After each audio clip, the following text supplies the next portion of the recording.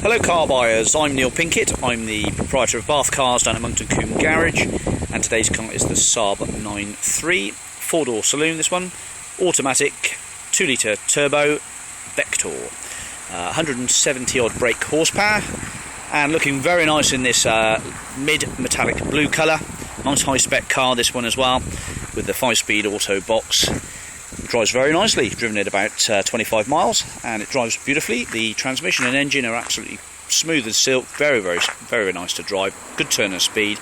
It's got the sports settings and the Tiptronics on the box, discs all round, and the purpose of this video basically is just to go around it and tell you all about it, any marks and things that you need to know of any consequence, save you your travels. It's got the rear parking sensor on the back, and it also has a little rear spoiler. It's the 2-litre T, as I said, 170 brake horsepower, on the 52 registration 2002.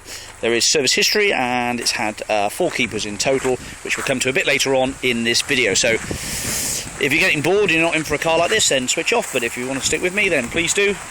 Right then, so from the front here we've got front fog lights, headlight washers, and high discharge xenon headlights. It has had a private number plate on the car. We've got all the documents previously relating to that, but as it stands, it's taxed and registered on this DU5200A plate. The front leading edge of the bonnet is pretty clean, fairly stone chip free, although there are a couple of stone chips here and there. The front fogs are working, and I imagine the headlight wash should work. I haven't tested that. There's a little minor scratch just here, and there are some minor scratches and marks just around the car, but nothing of any major consequence. All in all, it's a good clean car. I'd rate it 9 out of 10 on the bodywork for its age and the miles it's covered. Right, let's have a look at these alloy wheels. Eagle NCT tyre, so a good tyre on 215/50 R17 tyres. That tyre there is about 2mm off its wear bar. The discs look like they've got a bit of a ridge on there, but the pads have got plenty of meat on them. Round to this one at the back here, this is a pristine or Prestivo tyre. He's got plenty of meat on this one, plenty of meat on the pads as well. Parking sensors all work fine. The electronic boot release works fine. It's got supplied by Westbury Saab by the looks of it. It's got the back seats can be folded down via these little clips.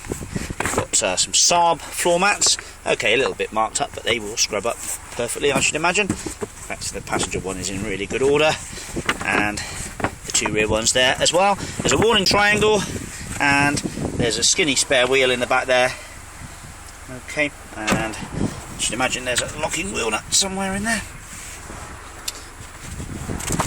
A little bit of toolkit, and I think I've seen the locking wheel nut in the actual car. But anyway, boot space all good. We will obviously endeavour to make sure that's present. It's an important bit of kit, the locking wheel nut. See, is there lockers on there? No, there is no locking wheel nuts on there any longer. They can take it off. Right, electric windows all round.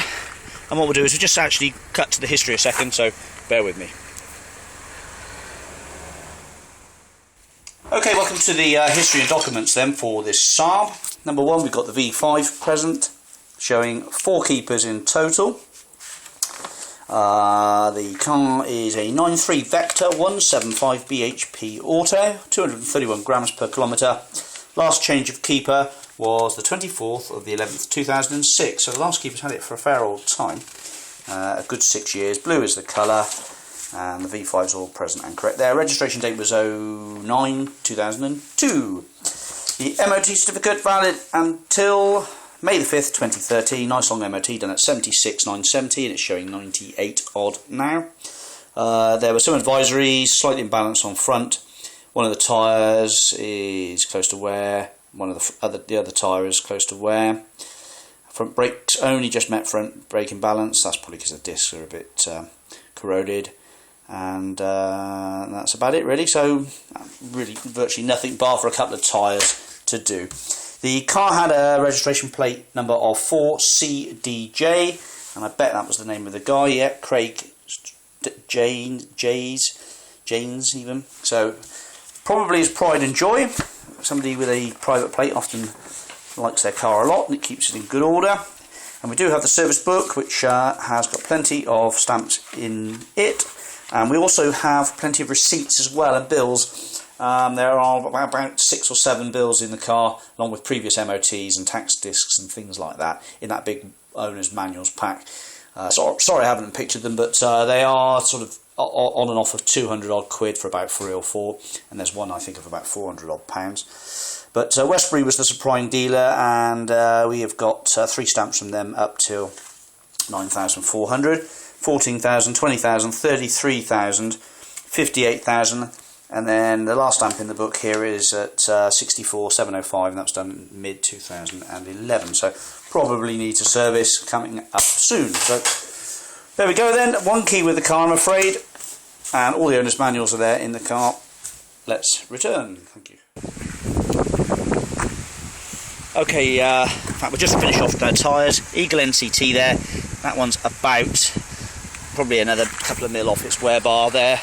And this one here is a Prestivo, and he's getting on there as well, actually not far off the wear bars on the centre there. That's probably on the wear bars. Just front tyre soon. Right, moving on to the inside then, obviously child locks, electric windows all round, map pockets in the back of the seats, floor, carpet's a little bit soiled here and there, just could do with a wet clean, and the beige leather is in pretty good order, but again it has been used and will scrub up and make perfect, but we've gone only to a certain distance on it. Airbags all round, all the airbag lights go out. Looks to me like there's 8 airbags in the car there. All the doors open and close perfectly. Has electric mirrors, which also fold as well, so just press the button in and that driver's side electric mirror folds in. It's just the driver's side that folds. I don't think the passenger one's designed to do it, but all the electric windows work fine as well. The electric mirrors all operate perfectly. Electric seats, in fact we've got 10 airbags in this car, lumbar support, electric seats, up, forwards, backwards, up, back seat moves as it should do, and there's tilt, height adjustment all on there, so plenty of adjustment on that, all working fine. Cruise control, fingertip control, hi-fi system, pedal rubbers, floor mat, pretty good on here. As I said, there are those over mats to go in the car. Right, front rear fog, fingertip control hi-fi, steering wheel in good order, leather bound wheel, turbo gauge, car, RPM all running fine, aircon blows nice and cold, and cruise control works, fan blows nice and cold. We've got centre armrest, 6-disc CD changer there as well, auto box, Tiptronic. Just the 1 key, I'm afraid, only 1 key for the car. Head-up display there with information on temperature outside and how much fuel range is in the tank, etc. Passenger seat, all looking pretty good, not bad in order at all. It's not a bad place to be at all in this car here. We've got the owner's manuals there, and aircon, glove compartment, a few little bits of trim which have been knocked off here and there.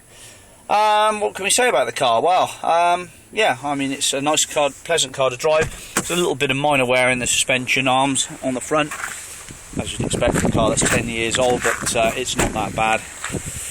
God, I must have missed something out on this. It's got a load of spec to it. Heated front seats as well. There's the heated front seat buttons, just in the panel there.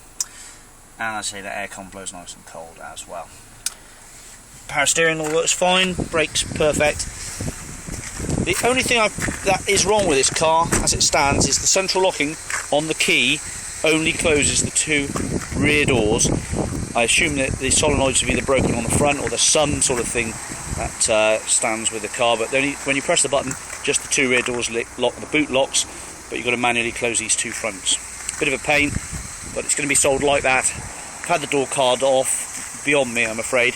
But it could be fixed by an enthusiast, I'd imagine, quite easily. There's a decent wedge of tax to go with the car up until the 31st of the 10th 2012. Okay, and it's not that big a tax bracket. I think it's £270 per year. A little bit of curbing to the alloys, but all in all, an attractive looking machine. Over-engineered Saabs, that's why they won't bust. GM gave them a remit to build the cars within a price budget. They constantly put too much engineering into them, never made a profit as long as GM owned it, and alas, folded. But you can pick up all the spares, no problem at all, they're still around. Okay, little scratch to this door here as well. That's about it. So if you're interested in this one, do give me a call. Neil's the name. As I say, the locking wheel nuts have been removed now. I assume they broke and are no longer present. In the right colour. Screen's all good, wipers, washers, everything works as per MOT spec. Going to get yourself a nice car there. Okay, thanks for watching. Bye bye.